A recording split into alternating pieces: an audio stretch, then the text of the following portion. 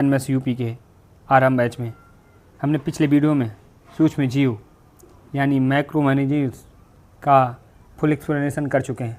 आज के हम इस वीडियो में सूक्ष्म जीवों के मुख्य और जो परीक्षा में आने वाले वन लाइनर्स हैं उन पर बात करने वाले हैं। अगर आप पिछला वीडियो नहीं देखे हैं तो आई बटन पर क्लिक करके देख सकते हैं। चलिए शुरू करते हैं। आज की इस वीडियो में हम वर्गीकरण से सूक्ष्म जीवों से बात करें। सूक्ष्म जीवों का सामान्य परिचय यानी कि जनरल इंट्रोडक्शन की। तो सूक्ष्म जीव जो होते ऐसे जीव जिन्हें हम अपनी नंगी आंखों से नहीं देख सकते या जो आंखों से नहीं दिखाई देते, वो क्या होते हैं? सूक्ष्म जीव होते हैं। इन्हें देखने के लिए सूक्ष्मदर्शी की आवश्यकता होती है। इनका आकार माइक्रोमीटर या नैनोमीटर में मापा जाता है। याद रखना, 1 माइक्रोमीटर में 10⁶ नैनोमीटर होते हैं। 1 माइक्रोमीटर में कितने होते हैं? 10⁶ मीटर होते हैं। एंटोनी वाहक लेहॉक ने 1676 में पहली बार सूक्ष्म जीव देखे, इसलिए इनको क्या कहा जाता है? फादर ऑफ यानी कि सूक्ष्म जीव जगत का पिता कहा जाता है। कह सकते हैं फादर ऑफ माइक्रोबायोलॉजी। अगर पूछे कि फादर ऑफ माइक्रोबायोलॉजी किसे कहते हैं, किन्हें कहा जाता है, तो आंसर होगा एंटोनी वाहक लेहॉक। इन्होंने कब पता लगाया था कि सूक्ष्म जीव को पहली बार देखा था? 1676 ईस्वी में। याद रखना, लुई पाश्चर जो ने रोगाणु सिद्धांत दिया और रॉबर्ट कोच ने सिद्ध किया कि रोगों के कारण विशेष जीवाणु होते हैं, यानी कि जो रोग होते हैं वो किसी जीवाणु द्वारा या विषाणु द्वारा, सूक्ष्म जीव द्वारा ही फैलते हैं। किसने पता लगाया? रॉबर्ट कोच ने। बात करें सूक्ष्म जीव पृथ्वी के सबसे प्राचीन जीव हैं। ये लगभग 3.5 अरब वर्ष पुराने हैं, यानी कि जो सूक्ष्म जीव हैं हमारे वातावरण में यानी हमारी पृथ्वी में 3.5 अरब साल पहले से उपस्थित हैं। ये एक कोशिकी और बहुकोशिकी दोनों होते हैं। हमने बात की थी जब फुल एक्सप्लेनेशन कर रहे थे इस पर कि ये सूक्ष्म जीव होते हैं, कुछ बहुकोशिकीय होते हैं, कुछ एक कोशिकीय होते हैं। बात करें सूक्ष्म जीव पृथ्वी पर हर स्थान, जल, वायु, मृदा, शरीर में पाए जाते हैं। सूक्ष्म जीव हमारी पृथ्वी में कहीं पर भी जहाँ हम निवास करते हैं, जहाँ कुछ हम देख सकते हैं, वो क्या है? वहाँ सूक्ष्म जीव उपस्थित होते हैं। बात करें वहीं सूक्ष्म जीवों को वर्गीकृत कैसे करते हैं, हमने बात की थी। सूक्ष्म जीवों को 5 भागों में बांटा जाता है: जीवाणु, कवक, शैवाल और प्रोटोजोआ और वायरस। तो जीवाणु की बात की हमने, तो जीवाणु क्या होते हैं? एक कोशिकीय और प्रोकैरियोटिक, यानी कि क्या होता है? प्रोकैरियोटिक जिनका केंद्रक पूरा बना नहीं होता, वो क्या होती है? प्रोकैरियोटिक कोशिकाएं। यूकैरियोटिक जिनका केंद्रक पूरा व्यवस्थित हो चुका होता है और मजबूत होता है, वो क्या होती हैं? यूकैरियोटिक। हम यहाँ क्या है? जीवाणु में प्रोकैरियोटिक प्रकार की कोशिकाएँ पाई जाती हैं जिनमें कोशिका भित्ति होती है। कोशिका भित्ति उन्हें कहते हैं। हम अगले चैप्टर में पढ़ेंगे कि सेल क्या होती हैं, यानी कि कोशिकाएँ में कितने अंग होते हैं उन पर। लेकिन अब इतना समझो कि कोशिका भित्ति एक ऐसी दीवार है जो कोशिका को क्या करती है? आकार में बनाए रखती है और जो अंदर का द्रव है उसे बाहर नहीं जाने देती, यानी कि बस एक प्रकार सुरक्षा का काम करती है कोशिका भित्ति। वहीं बात करें जीवाणु के आकार की, तो जीवाणु दंडाकार यानी रोड, गोलाणु यानी कि गोलाकार भी हो सकते हैं, कुंडलाणु यानी कुंडली के रूप के भी हो सकते हैं। वहीं बात करें कवक की, तो कवक क्या है? एक मृतजीवी है, बीजाणु से प्रजनन करते हैं। ये एक कोशिकीय कवक है जो मशरूम बहुकोशिकीय कवक है। याद रखना क्या होता है? ईस्ट जो है एक कोशिकीय कवक है। वहीं बात करें मशरूम की, तो वो क्या है? बहुकोशिकीय कवक है। वहीं बात करें मृतजीवी पौधा यानी कुकुरमुत्ता की, तो कुकुरमुत्ता क्या है? एक मृतजीवी पौधा है। वहीं अब बात करें शैवाल, तीसरा यानी कि शैवाल यानी कि एल्गी, ये प्रकाश संश्लेषण करते हैं, क्योंकि ये क्या होते हैं? हरे होते हैं, इसलिए क्या करते हैं? ये प्रकाश संश्लेषण करते हैं। और जब प्रकाश संश्लेषण होगा तो ऑक्सीजन बाहर निकलेगी, यानी कि ये ऑक्सीजन भी उत्पन्न करते हैं शैवाल। वहीं बात करें प्रोटोजोआ की, प्रोटोजोआ क्या है? एक कोशिकीय जीव हैं। और यूकैरियोटिक यानी कि क्या होता है? इनका केंद्र क्या होता है? इन कोशिकाओं का केंद्र क्या होता है? पूर्ण व्यवस्थित होता है और मजबूत होता है। ये क्या होते हैं? गतिशील जीव होते हैं। वहीं बात करें वायरस की, तो वायरस सजीव और निर्जीव के बीच की कड़ी है, यानी कि अकोशिकीय हैं, जिनमें कोशिकाएं नहीं पाई जाती। वायरस में केवल डीएनए या आरएनए होता है। याद रखना, वायरस में केवल आरएनए रह सकता है या केवल डीएनए रह सकता है, दोनों एक साथ नहीं रहते। वहीं बात करें वायरस परपोषी के बिना जीवित और प्रजनन नहीं कर सकते, यानी कि जो वायरस होता है वो किसी दूसरे पर ही निर्भर होते हैं, यानी कि वो अकेले कुछ नहीं कर सकते। अगर कोई परपोषी यानी कि जो किस पर आश्रित ना हो तो न प्रजनन कर सकते हैं, न अपनी जनसंख्या बढ़ा सकते हैं, न वो किसी को प्रभावित कर सकते हैं। वायरस सच में सूक्ष्म जीव हैं, जीवाणु से भी छोटे। याद रखना, सूक्ष्म जीव सबसे छोटे कौन है? 5 में से, यानी कि बात करें जीवाणु, कवक, शैवाल, प्रोटोजोआ, वायरस में सबसे छोटे कौन होते हैं? वायरस। वहीं बात करें क्या आवास और ये सूक्ष्म जीव रहते कहाँ हैं और इनके लक्षण कैसे हैं? तो बात करें थर्मोफिलिक्स यानी कि उच्च तापमान पर रहते हैं, गर्म पानी के झरने जहाँ होते हैं में रहने वाले सूक्ष्म जीव हैं। वहीं बात करें साइकोफिलिक्स यानी कि अत्यंत ठंडे तापमान बर्फ में रहने वाले जो सूक्ष्म जीव हैं। होलोफिल्स अत्यधिक नमकीन यानी कि लवणीय वातावरण में रहने वाले सूक्ष्म जीव हैं। वहीं बात करें सूक्ष्म जीव अनुकूल परिस्थितियों में बहुत तेज़ी से प्रजनन करते हैं। अनुकूल परिस्थिति यानी कि जो उनके हिसाब का वातावरण हो, जिनमें तापमान सही हो, सब कुछ उनके अनुसार हो, जिनके प्रजनन के लिए आवश्यक चीज़ें हों, सब परिस्थितियाँ हों, तो अनुकूल परिस्थिति होगी। वहीं बात करें अगर प्रतिकूल परिस्थिति की, तो सूक्ष्म जीवों के लिए प्रतिकूल परिस्थिति वो हो सकती है जिससे बहुत ज़्यादा तापमान हो, बहुत कम तापमान हो, बहुत ज़्यादा अम्ल हो, बहुत क्षार हो, तो वो क्या आती है, प्रतिकूल परिस्थिति हो सकती है। ई कॉइल जीवाणु मात्र 20 मिनट में दोगुना हो जाता है। याद रखना, ई कोली जीवाणु मात्र 20 मिनट में क्या होता है, दोगुना हो जाता है। सूक्ष्म जीव मृत जीव को अपघटित करते हैं, डेमोक्रिस की भूमिका निभाते हैं। याद रखना, अगर सूक्ष्म जीव में वायरस ना होते तो पता क्या होता है, जो आपके जानवर, जीव जंतु और मनुष्य कोई भी पक्षी मरते तो वो क्या होते हैं, वातावरण में, हमारे पर्यावरण में डले रहते, सड़ते नहीं, गलते नहीं। तो सबसे ज़्यादा उपयोगी वायरस है, क्योंकि वो जो मरे हुए जीव जंतु उनको क्या करते हैं, गलाते हैं, सड़ाते हैं, जिससे क्या होता है, अपघटित हो जाते हैं वो जीव जंतु, मरे हुए जीव जंतु। तो वहीं बात करें मृदा के 1 ग्राम करोड़ों जीवाणु पाए जाते हैं। याद रखना, मृदा में 1 ग्राम में करोड़ों जीवाणु पाए जाते हैं। कुछ जीवाणु एंडोस्पर्म बनाकर प्रतिकूल परिस्थितियों में जीवित रहते हैं। प्रतिकूल परिस्थितियों में कुछ रह सकते हैं, वो प्रक्रिया क्या होती है, एंडोस्पोर बनाकर और प्रतिकूल अवस्था में रहते हैं। वहीं बात करें क्या लाभकारी सूक्ष्म जीवों की, तो लाभकारी सूक्ष्म जीव यानी कि लैक्टोबैसिलस जीवाणु दूध को दही में बदलता है, पनीर को भी बदलता है। ये ईस्ट जो होता है वो एक कोष की हमने बात की थी, ये ब्रेड और डबल रोटी फुलाने में उपयोगी होता है। वहीं बात करें एक्सट्रोबैक्टर यानी कि जीवाणु जो होता है सिरका बनाने में उपयोग होता है। ये ईस्ट द्वारा शर्करा के किण्वन से इथेनॉल बनता है। इथेनॉल यानी समझते हैं आप, एल्कोहल, जो आपकी दारू शराब है। पेनिसिलिन यानी कवक से पेनिसिलिन एंटीबायोटिक बनाई जाती है, जिसे किसने खोजा था, अलेक्जेंडर फ्लेमिंग ने। याद रखना, इंसुलिन वो जो पेनिसिलिन एंटीबायोटिक है उसकी खोज किसने की, तो अलेक्जेंडर फ्लेमिंग ने खोजा था। स्टेप जीवाणु क्या है, स्टोमाइसिन एंटीबायोटिक बनाती है। जो स्टोमाइसिन जीवाणु है वो एंट्रोमाइसिन एंटीबायोटिक बनाती है। यहीं बात करें राइजोमियम जीवाणु की, तो आपकी दलहनी फसलें हैं, चना है, मटर है, इनमें क्या होता है, राइजोमियम जो नाइट्रोजन का स्थिरीकरण करता है, यानी कि जो नाइट्रोजन को बनाए रखता है। वहीं बात करें एक्टोबैक्टर की, ये जो एक्टोबैक्टर की तो मुक्त रूप से मृदा में नाइट्रोजन स्थिरीकरण करता है, जैसे राइजोबियम जैसा ही होता है, राइबोसोम से।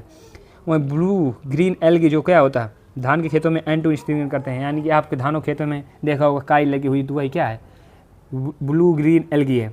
वहीं बात करें बैसिलस थर्मोसिस्ट की, तो जैसे जीवाणु के रूप में होता है। मैं बात करें स्पिरुलिना यानी जो सवाल होता है वो भोजन के रूप में उच्चतम प्रोटीन युक्त होता है। वहीं बात करें बायोरेमेडिनेशन के, में सूक्ष्मजीव तेल रासायनिक प्रदूषण साफ करते हैं। वहीं बात करें एस्पिरिन निगर कवक से काइट्रिक नींबू का रस होता है, जो सिट्रिक एसिड होता है वो बनाया जाता है। वहीं बात करें जीवाणु द्वारा जैव ईंधन की, या जो बायोगैस होते हैं, जो मीथेन उत्पन्न होती है। वहीं बात करें ई कोली जीवाणु का उपयोग अनुवांशिक या अभियांत्रिकी में यानी कि जेनेटिक इंजीनियरिंग में होता है। हमने बात की थी ई कोली क्या होता है, 20 मिनट में क्या हो जाते हैं, दुगना हो जाते हैं, ये भी याद रखना। वहीं बात करें लाभकारी हानिकारक सूक्ष्म जीवों की, तो हानिकारक क्या है, सेलेमोनिया जीवाणु से खाद्य विषाक्तता यानी जो फूड पॉइजनिंग होती है वो सेलेमोनिया जीवाणु से होती है। वहीं बात करें क्लोस्ट्रिडियम बोटालियम यानी जो डिब्बा बंद खाने में विष बनता है, वही क्या है, एक हानिकारक सूक्ष्म जीव के उदाहरण हो सकते हैं। फुंसिया जो कवक में गेहूं में रस्ट रोग लग जाते हैं, वही क्या होता है, लेट ब्लाइट रोग। वहीं बात करें कवक आलू में जो लग जाता है लेट ब्लाइट, वो किसके रोग द्वारा होता है, पाइथोनोनिया इन्फेस्टेक्स। वहीं बात करें एक्सटोमाइट्स जीवाणु संतरे में क्रिटिकल यानी कंकर रोग उत्पन्न करता है। राइजोपस कवक में क्या होता है, फलों से सड़न से पैदा होता है, राइजोपस। वहीं बात करें बैसिलस एंट्रेस पशुओं को एंथ्राक्स रोग उत्पन्न करता है। वहीं बात करें H5N1 इन्फ्लुएंजा वायरस की, ये पक्षियों में क्या करता है, बर्ड फ्लू रोग होता है। वहीं बात करें रेबीज वायरस से, रेबीज यानी जो संक्रमित कुत्ते होते हैं उनके काटने से फैलता है। वहीं बात करें सुपरबग्स की, जो एंटीबायोटिक प्रतिरोधक जीवाणु होता है, जो MRSA सबसे खतरनाक होता है। वहीं बचाव सूक्ष्म जीव बचाव के लिए क्या कर सकते हैं हम, खाना ढक कर रखें, हाथ धोकर खाएं, और पका खाना खाएं, साफ़ पानी पिएं। ये सब बचाव के कारण हो सकते हैं। वहीं बात करें सूक्ष्म जीवों से होने वाले रोग की, तो जो टीबी है वो किसके द्वारा फैलता है? माइकोबैक्टीरियम ट्यूबरकुलोसिस, वायु से। इसके बचाव के लिए हम क्या करते हैं? BCG का टीका लगवाते हैं बचपन में जब पैदा होता है। टीबी के लक्षण क्या हो सकते हैं? खांसी होगा, बुखार होगा, रात को पसीना आना होता है, वजन कम होना होता है। वहीं बात करें हैजा की, तो हैजा क्या होता है? वाइब्रोक्लोरी यानी दूषित जल से पैदा होता है। इसके लक्षण क्या हैं? दस्त आती है, उल्टी आती है, और इसके उपाय के लिए हम क्या करते हैं? ORS के घोल पीते हैं। वहीं बात करें टाइफाइड की, तो टाइफाइड क्या है? सैल्मोनेला टाइफी यानी कि जो दूषित जल भोजन से होता है, ये TAB का टीका लगवाते हैं इसके लिए। मलेरिया एक प्रोटोजोआ है, प्लाज्मोडियम से फैलता है। ये मादा एनोफ्लीज मच्छर से काटने से होता है। वहीं बात करें मलेरिया के लक्षण की, तो ये ठंड बुखार का चक्र होता है। अगर इसकी बचाव की बात करें तो मच्छरदानी और DDT का प्रयोग कर सकते हैं।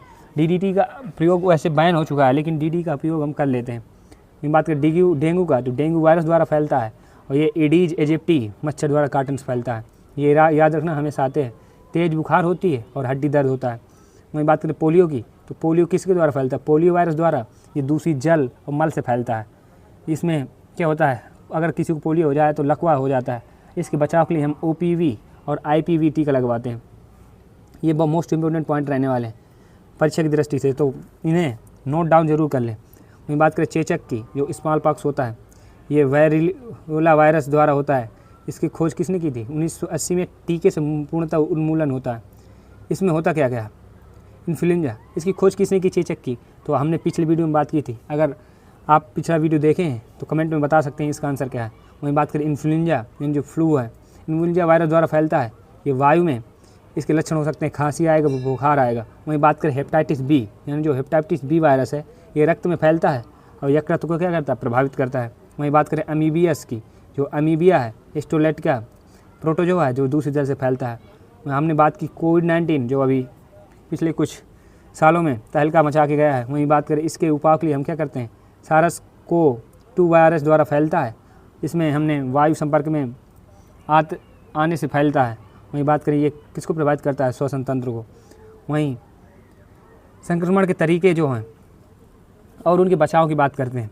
वायुजनित यानी जो TB है, खसरा है, कोविड-19 है, इन्फ्लुएंजा है, इसके बचाव के लिए हम क्या कर सकते हैं? मास्क पहन सकते हैं। जो वायुजनित हैं, जो वायु द्वारा फैलते और फैलने वाले रोग हैं, उनसे बचाव के लिए हम क्या कर सकते हैं? मास्क पहन सकते हैं। वहीं बात करें जल जनित, जो हैजा है, टाइफाइड है, पेचिस है, तो हम इसके बचाव के लिए क्या कर सकते हैं? उबला पानी पी सकते हैं। भोजन जनित, जो फूड पॉइजनिंग फूड से होता है, उसे जैसे सल्मोनेला, इसके बचाव के लिए क्या कर सकते हैं? पका हुआ भोजन खा सकते हैं। वहीं बात करें वेक्टर जनित यानी जो मलेरिया है, मतलब यानी जो वेक्टर जनित मतलब जो मच्छर द्वारा फैलते हैं, जैसे मलेरिया है, डेंगू है, तो उनके लिए क्या कर सकते हैं? हम मच्छरदानी का प्रयोग कर सकते हैं, DDT का प्रयोग कर सकते हैं। वहीं बात करें जो सीधे संपर्क से फैलते हैं, तो इसके लिए हम जैसे दांत, खाज, चेचक यानी कि स्मॉल पॉक्स, इसके लिए हम क्या कर सकते हैं? स्वच्छता बरत सकते हैं, जिससे क्या हो? इन रोगों की रोकथाम हो सके। वहीं बात करें रक्त तरल से जो आपके ब्लड में होते हैं, जैसे HIV, एड्स, हेपेटाइटिस बी, इसके लिए क्या करते हैं? सुरक्षित सुई का प्रयोग कर सकते हैं। आप डॉक्टर जो नई सुई का बदल कर लगाते हैं ना सभी मरीजों को, तो इसलिए करते हैं कि आपको रोग ना फैलें।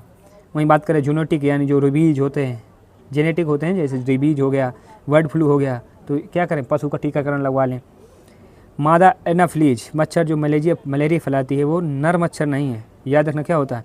जो मादा एनाफ्लीज है, मच्छर मलेरिया फैलाती है लेकिन नर नहीं फैलाते। जो अगर नर एनाफ्लीज हैं वो क्या होते हैं? मलेरिया नहीं करते, लेकिन मादा एनाफ्लीज क्या करती हैं? मलेरिया फैलाती हैं। ये मोस्ट इंपॉर्टेंट पॉइंट रहने वाला है। एडीज एजिप्टी मच्छर है जो डेंगू और चिकनगुनिया फैलाता है। क्या है? जो एडीज एजिप्टी है वो क्या करता है? मच्छर जो है वो डेंगू और चिकनगुनिया फैलाता है। वहीं बात करें इसके बचाव के लिए हम क्या कर सकते हैं? हाथ धो सकते हैं, मच्छरदानी का प्रयोग कर सकते हैं, पका खाना खा सकते हैं, उबला पानी पी सकते हैं और टीकाकरण करवा सकते हैं। अगर हमें सूक्ष्म जीवों से बचना है, उनके संक्रमण से बचना है, तो हम इन सब चीज़ों के सहारा ले सकते हैं। वहीं बात करें हम टीकाकरण की, तो टीका क्या होता है? जो मृत या कमज़ोर सूक्ष्म जीवों से बना पदार्थ होता है जो इम्यूनिटी देता है, वही क्या होता है? टीका होता है। वहीं बात करें एडवन जेनर ने 1976 में स्मॉल पॉक्स यानी कि जो हमने बात की थी अभी चेचक की, पहला टीका बनाया था, जिसे किससे बनाया था? काउपॉक्स वायरस से। हमने काउपॉक्स वायरस से की सहायता से एडवन जेनर ने 1796 में स्मॉल पॉक्स का टीका बनाया था। वहीं बात करें एडवर्ड जेनर का टीकाकरण का जनक कहा जाता है, फादर ऑफ वैक्सीनेशन। इसलिए कहते हैं, इसे क्या कहते हैं, फादर ऑफ वैक्सीनेशन, यानी कि टीकाकरण का जनक। टीका लगाने पर शरीर एंटीबॉडीज और मेमोरी सेल्स बनाता है। याद रखना, टीका लगा, जैसे आप टीका लगवाते हैं तो आपका शरीर क्या बनाता है, एंटीबॉडीज और मेमोरी सेल बनाता है। जब कभी रोग आया तो रोगों से लड़ने की जिससे क्षमता मिलती है, तो जिससे रोग हमारे शरीर में नहीं फैलता। वहीं बात करें मेमोरी सेल्स की, जो भविष्य में वास्तविक संक्रमण से तेज़ी से लड़ती हैं। जो मेमोरी सेल्स बनती हैं टीकाकरण के बाद, वही क्या होती हैं, जो भविष्य में रोग आते हैं, अगर वो आए तो रोग आने से वो क्या, प्रतिरोधक क्षमता बढ़ जाती है, जिससे क्या होती है, लड़ती रहती है रोगों से, तो जिससे रोग हमारे शरीर में उत्पन्न नहीं होते। BCG का टीका TB रोग के लिए है। TB रोग से बचने के लिए BCG का टीका बचपन में लगवा दिया जाता है, जन्म के समय जब बच्चा पैदा होता है। वहीं बात करें OPV, यानी जो ओरल पोलियो वैक्सीन है, या IPV, ये पोलियो के लिए प्रयोग की जाती है। वहीं DPT टीका जो होता है, डिप्थीरिया, काली खांसी, टेटनस के लिए प्रयोग होता है। वहीं बात करें MMR टीका की, तो ये खसरा, गलसुआ और रूबेले के लिए प्रयोग होता है। वहीं बात करें हेपेटाइटिस B टीका की, तो जन्म के समय और 3 खुराक में दी जाती है। वहीं बात करें चेचक, यानी कि जो 1980 में टीकाकरण से पूरी तरह उन्मूलित हो गया है, जो स्मॉल पॉक्स है, इसकी बात की अभी हमने। एडवर्ड जेनर ने इसके क्या है, जनक है, यानी कि इनकी खोज की थी 1796 ईस्वी में, इसलिए इन्हें क्या कहा जाता है, फादर ऑफ वैक्सीनेशन, यानी कि टीकाकरण के जनक भी कहा जाता है। बात करें वहीं लुई पास्चर ने कोरोला, एंथ्रैक्स और रेबीज के टीके बनाए। बात करें एड्स की, यानी एड्स जो अभी तक इसके टीके खोज अभी तक नहीं हुई। याद रखना, एड्स क्या है, एड्स का फुल फॉर्म पूछे अगर, एक्वायर्ड इम्यूनिटी डेफिशिएंसी सिंड्रोम। वहीं बात करें एड्स जो है HIV, यानी कि ह्यूमन इन्फ्लुएंजा वायरस द्वारा फैलता है। वहीं HIV एक क्या है, रेक्टो वायरस है, इसमें RNA होता है। क्या होता है, RNA होता है। हमने बात की थी सूक्ष्म जीवों में क्या होता है कि, तो RNA रह सकता है, वायरस में क्या होता है, RNA रह सकता है या तो DNA होता है। इसमें क्या है, ये HIV क्या है, RNA होता है इसमें। HIV को पहले सब 1981 में पहचाना गया, कि पहले सबसे पहले कब पहचाना गया HIV को, यानी कि एड्स को कब पहचाना गया, 1981 ईस्वी में। वहीं बात करें HIV CD++ T lymphocytes white blood cells को नष्ट कर देता है, यानी कि जो ये HIV रोग होता है वो क्या होता है, वाइट WBC, यानी वाइट ब्लड सेल्स को क्या कहता है, मार देता है, जिससे क्या होती है, धीरे धीरे रोगों को लड़ने की क्षमता क्या होती है, खत्म होती जाती है, इम्यूनिटी समाप्त हो जाती है। हमने बात की एड्स का रोगी साधारण संक्रमण से भी मर सकता है। वहीं बात करें संक्रमण असुरक्षित यौन संबंध से बंद होता है, रक्त से होता है, सुई साझा करने से होता है, माँ के से बच्चे को होता है। वहीं बात करें एड्स जो होता है, हाथ मिलाने, खाने से, हवा या पसीने से भी नहीं फैलता। ये जो संक्रमित रोग नहीं है ना एड्स, ये क्या है, संक्रमित रोग नहीं, यानी कि एक दूसरे से संपर्क से नहीं फैलता। एड्स का कोई इलाज नहीं है। याद रखना, एड्स का क्या है, कोई इलाज अभी तक नहीं है, यानी कि इसका उपयोग हम क्या कर सकें, इसके बचाव के लिए हम करते हैं क्या, ART, यानी कि एंटीवायरल थेरेपी से HIV को नियंत्रित किया जाता है, बस नियंत्रित भर कर सकते हैं। अभी तक इलाज, स्थायी इलाज नहीं है कि इसके लिए ये इलाज है, ये दवा दे दो तो ये रोग ठीक हो जाएगा। याद रखना, एड्स फैला तो फैला, एड्स का कोई टीका अभी तक नहीं बना, ये भी याद रखना। और ये मोस्ट इम्पोर्टेंट रहने वाला है, 1 दिसंबर को विश्व एड्स दिवस, यानी कि वर्ल्ड एड्स मनाया जाता है। वहीं बात करें इसके उपाय की, यानी कि आप एड्स से कैसे बच सकते हैं, तो एड्स से बचने के लिए हम सुरक्षित यौन संबंध बनाएं, HIV की जांच करें, नई सुविधाओं का प्रयोग करें और जागरूकता फैलाएं, तो जिससे हम ये एड्स क्या होते हैं, बच सकते हैं एड्स से। तो विश्व वर्ल्ड एड्स दिवस कब मनाया जाता है, 1 दिसंबर को। वहीं बात करें रोग कारक संक्रमण से, हमने इस टेबल को हमने पिछली वीडियो में डिस्कस कर चुके हैं, तो अगर आप नहीं थे तो आज स्क्रीनशॉट ले सकते हैं और इन्हें याद करना बहुत ही आवश्यक है। बात करें नेक्स्ट, क्या क्या याद रखना है इस लेसन में, वन लाइनर्स में। तो जो लियोनार्ड वाक है 1976 में सूक्ष्म जीवों की खोज करता है। एडवर्ड जेनर क्या है, 1976 में टीकाकरण के जनक है। इन्होंने स्मॉल पॉक्स यानी चेचक की क्या की थी, टीकाकरण की खोज की थी।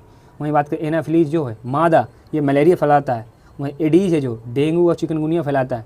ये सबसे प्रिय प्रश्न है, यानी कि ये हमेशा विज्ञान में पूछा ही जाता है, ये 2 क्वेश्चन याद रखना। एनाफिलीज क्या होता है, सिर्फ मादा वाला क्या फैलाता है, मलेरिया। वहीं नर की बात करें तो नर क्या होता है, नर कोई भी रोग नहीं फैलाता। वहीं बात करें अगर डेंगू चिकनगुनिया किससे फैलता है, एडीज से। बात करें वायरस क्या होते हैं, आकोशिकीय होते हैं, यानी कि जो हमने बात की थी बीच की कड़ी होते हैं। DNA या RNA पाए जाते हैं, दोनों नहीं एक साथ नहीं होते। जैसे HIV क्या है, एक RNA है वहीं बात करें परपोषी के बिना प्रजनन नहीं रह सकते, यानी कि किसी पर आश्रित होते हैं वायरस। वायरस क्या होते हैं, सबसे छोटे भी होते हैं और किसी दूसरे पर क्या होते हैं, हाँ आश्रित होते हैं, परपोषी होते हैं, याद रखना। पेनिसिलिन यानी राइजोमियम नाइट्रोजन स्थिरीकरण के प्रयोग करते हैं। लैक्टोबैसिलस दूध को क्या करता है, दही में बदल देता है। मैं बात करें एड्स की, तो जो HIV पॉजिटिव होते हैं, HIV इससे फैलता है, ये क्या करती हैं, WBC को क्या करता है, नष्ट कर देता है, जिससे क्या हो, रोग प्रतिरोधक क्षमता क्या हो जाए, कम हो जाए और इम्यूनिटी भी कम हो जाती है। हम HIV को नियंत्रण करने के लिए क्या कर सकते हैं, ART से नियंत्रण किया जाता है। अभी तक इसके हमने बात की थी पिछली स्लाइड में कि इसके लिए कोई भी टीके की खोज नहीं की गई, और हम 1 दिसंबर यानी कि 1 दिसंबर को वर्ल्ड एड्स दिवस भी मनाते हैं। वहीं बात करें BCG का टीका हमें बचपन में TB से बचने के लिए लगा दिया जाता है। पोलियो के बचने के लिए हम OPV का टीका लगाते हैं। वहीं बात करें डिप्थीरिया, काली खांसी और टेटनस से बचने के लिए DPT का टीका लगवाते हैं। वहीं बात करें टीके, याद रखें हमेशा, जो मैंने पिछली स्लाइड में हमने बात की है, जितने भी टीके की MMR हो, पोलियो, OPV हो, IP हो, BCG हो, जितने भी टीके हैं उन्हें अच्छे से याद कर लेना, क्योंकि इनसे एक क्वेश्चन ज़रूर बनता है। बात करें लैक्टोबैसिलस क्या होता है, दही होता है। ईस्ट क्या है, ब्रेड शराब को फुलाने में होता है, बनता है। एक्टोबैक्टर ये सिरका बनाने में काम आता है। पेनिसिलिन एक दवाई बनाने काम आती है। वहीं बात करें जीवाणु क्या है, प्रोकैरियोटिक की अपनी बात की, जिसका क्या हो, केंद्रक विकसित ना हुआ हो। यूकैरियोटिक ऐसी कोशिका जिनका केंद्रक विकसित हो चुका हो। तो वहीं बात करें वायरस क्या है, अकोष्ठी है। चेचक खोज किसने की, 1980 में उन्मूलित हुआ लुई पास्चर जर्म थ्योरी से। 1 दिसंबर को क्या करते हैं, वर्ल्ड एड्स डे मनाते हैं। ये रहे अनेस की परीक्षा के लिए प्रमुख मुख्य वन लाइनर्स जो सूक्ष्म से बन सकते हैं। हमने इन पर सब पर बात की। नेक्स्ट वीडियो में इन सब से रिलेटेड MCQs करने वाले हैं। नेक्स्ट वीडियो देखना ना भूलें। कल वीडियो 8 बजे आपको प्रोवाइड हो जाएगा, तो मिलते हैं कल। अगर वीडियो पसंद आया हो तो लाइक करिए, अपने दोस्तों के साथ शेयर करिए, और अगर आप हमारे व्हाट्सएप और टेलीग्राम चैनल से नहीं जुड़े हैं तो जुड़ जाइए, क्योंकि हम आपको इन वीडियो की PDF जो ये स्लाइड है, इनकी PDF हमारे व्हाट्सएप और टेलीग्राम चैनल प्रोवाइड करते हैं। और हम जल्दी क्यूज स्टार्ट करने वाले हैं, यानी कि जो मॉक टेस्ट हैं, मॉक टेस्ट के रूप में क्यूज स्टार्ट करने वाले हैं। तो हमारे व्हाट्सएप और टेलीग्राम चैनल से जुड़ना ना भूलिए। जय हिंद। मिलते हैं नेक्स्ट वीडियो में कल शाम 8 बजे।